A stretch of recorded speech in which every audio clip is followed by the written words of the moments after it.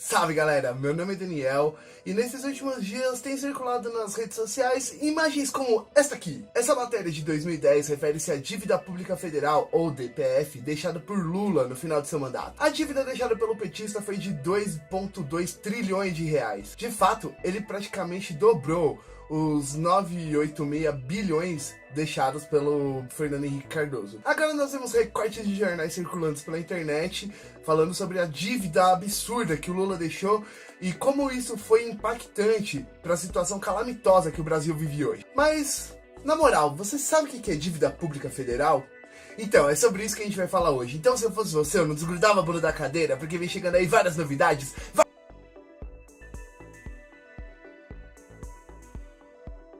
Hoje a gente vai te explicar o que é a dívida pública federal, ou DPF.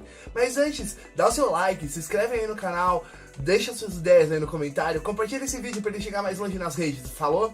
Em termos bem simples, para o governo federal poder gastar as verbas públicas, ele tem que se basear num orçamento elaborado no ano anterior. Esse orçamento define de onde vai vir a grana, onde ela vai ser aplicada, como ela vai ser utilizada, né? E ela é definida pela Lei Orçamentária Anual, ou LOA. Quando a lei orçamentária anual é definida, o governo ele estima quanto de receita vai entrar e como essa receita vai poder ser aplicada ou não vai poder ser aplicada, né? Ela define metas de investimento e de gasto e também restrições de onde não, só vamos fazer isso nas últimas consequências. Quando a lei orçamentária anual é estabelecida, o governo ele faz uma estimativa de quanto dinheiro vai entrar através de tributos e outras rendas. Depois disso, é definido quanto que vai ser gasto em cada um dos setores: educação, saúde, cultura, segurança e tudo e tal. Quando o governo ele não consegue arrecadar verba suficiente para gastar aquilo que foi definido pelo LOA,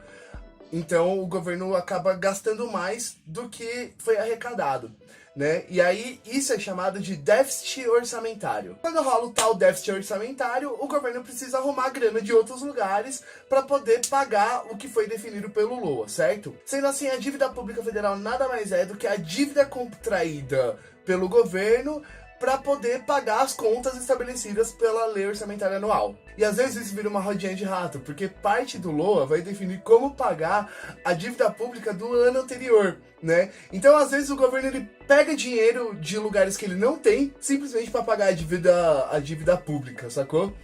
Isso não é nada bom, na verdade, mas é assim que é. Nos últimos 30 anos, todos os governos deixaram dívida pública para a próxima gestão. Isso não foi exclusividade do governo Lula, beleza? O que chocou os economistas e os jornalistas lá em 2010 é que o Lula, ele dobrou o valor da dívida pública que o FHC tinha deixado. Como vocês podem ver, o Fernando Henrique Cardoso deixou uma dívida de 987 bilhões, enquanto o Lula deixou uma dívida de 2,2 trilhões. Mas a gente precisa levar algumas coisas em consideração nessa análise. Talvez a primeira delas seja como a imprensa noticiou isso. A imprensa ficou alarmada com a dívida deixada pelo Lula, mas eles estranhamente não demonstraram o mesmo alarmismo, né, quando a FHC deixou uma dívida 16 vezes maior do que aquela que ele recebeu do Itamar Franco. E agora, a máquina de fake news tá tirando esses dados da gaveta, falando: meu Deus, veja só como o Lula gastou! Mais uma vez essa máquina podre tá querendo fazer de conta que tudo que já aconteceu de ruim nesse país é culpa do Lula, da Dilma e do PT. Esse tipo de imagem aparece aí de forma tão aleatória, tão sensacionalista e tão desprovida de fonte que ela só pode estar vindo, né, dos mecanismos e das máquinas de desinformação que a extrema-direita costuma se utilizar quando se comunica com seus adeptos.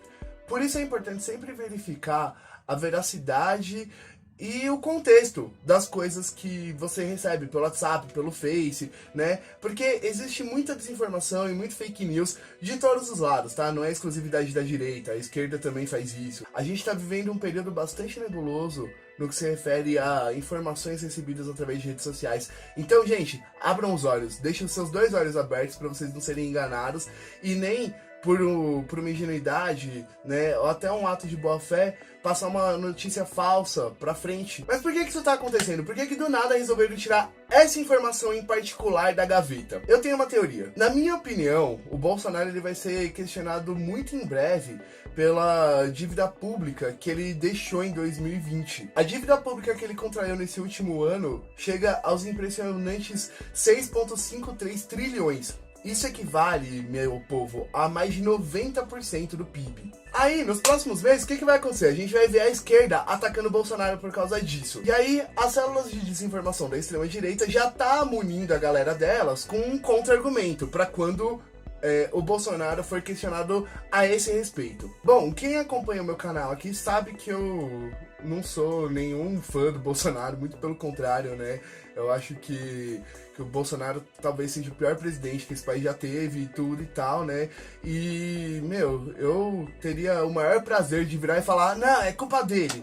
Só que eu tenho que ser honesto e dizer que não, nesse caso não é culpa dele, pelo menos não exclusivamente. Apesar das políticas desengonçadas desse governo, a gente tem que lembrar que o Bolsonaro já pegou o país numa situação muito difícil. Economia desacelerando, desemprego lá em cima, ele já recebeu a faixa com uma dívida de 3,8 trilhões que a Dilma e o Temer deixaram. Aí ele pegou o país numa situação em que ele precisava de todo o auxílio do Estado para reorganizar a economia e colocou o Paulo Guedes com as suas políticas lunáticas neoliberais como ministro da Economia. Só que fora tudo isso, meu povo, em 2020 a gente teve uma parada que ninguém esperava, que era a pandemia. É óbvio que isso faria a dívida pública crescer, não tinha outro jeito. É claro que várias políticas econômicas, sociais e sanitárias foram feitas de maneira disparatada.